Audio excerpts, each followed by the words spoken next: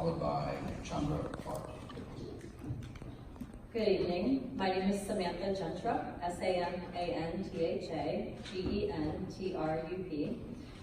I'm from Venice, Florida. I'm a public school teacher and also the founder of a grassroots environmental movement called Hands Along the Water. I'm here to speak on behalf of coastal towns as well as represent the youth of America.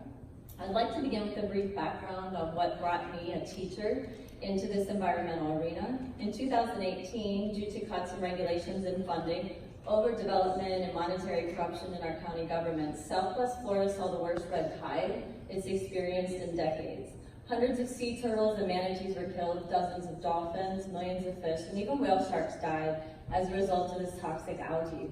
Our economy was destroyed with hotels operating at less than 20% occupancy, and family businesses closed their doors after decades. Instead of allocating our tax money to preserve and protect wetlands, address nutrient pollution, which is what feeds red tide, and conserve Florida's flora and fauna, as we the people overwhelmingly voted for, overdevelopment continues. Money is wasted and a can gets kicked down the road, while it's we the people that continue to suffer and foot the bill. In a state like Florida, unhealthy ecosystems not only harm human health, they also harm our economy. Combine these issues plaguing coastal towns like mine with others such as deforestation, increases in greenhouse gases, oil spills, the loss of over 60% of Earth's species, spraying of carcinogens, CAFOs, dumping nutrient pollution from billions of confined farm animals all along our largest watersheds, creating dead zones in our oceans. It's clear what we need is more safeguards, not fewer. Which brings me to my specific request, and that is to ensure that the protection of NEPA so that we have the full ability to evaluate the impacts and effects of proposed projects, as well as continue to give voice or input opportunities to the public. The facts and evidence are everywhere, so I'd like to focus the remainder of my time on my students, their curiosity, innocence, empathy, and their hope. They know I'm here tonight to speak to you, and I want them to be proud and feel like I brought their voices here with me. I speak for them, for the hundreds I have this year, and for the thousands I've been blessed to spend my days with over my decades as a public school teacher. They want to stop losing the trails that they hike on. They tell me so. They want to be able to play in the water with their families. They tell me so. They want to be able to see birds, butterflies, fireflies, owls, snakes, and all of the other wildlife they've grown up with. They tell me so. They want to stop losing the woods that they've played in, soaking up those last few minutes of daylight. They tell me so.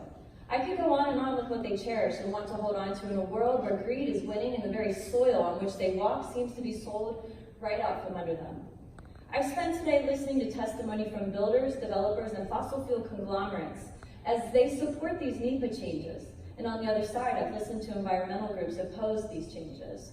It deeply saddens me that those who are here opposing NEPA changes, who are defending children in the earth, have to do so by begging, using monetary examples of how much value our environment has.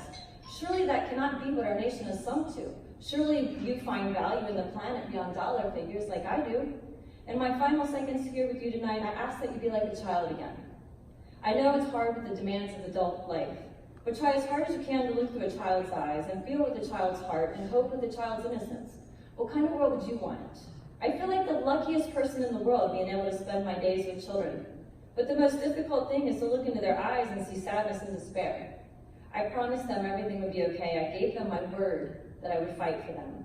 I urge CEQ to listen to the overwhelming majority here today, protect NEPA, and abandon these anti-public interest changes to the law. Thank you very much.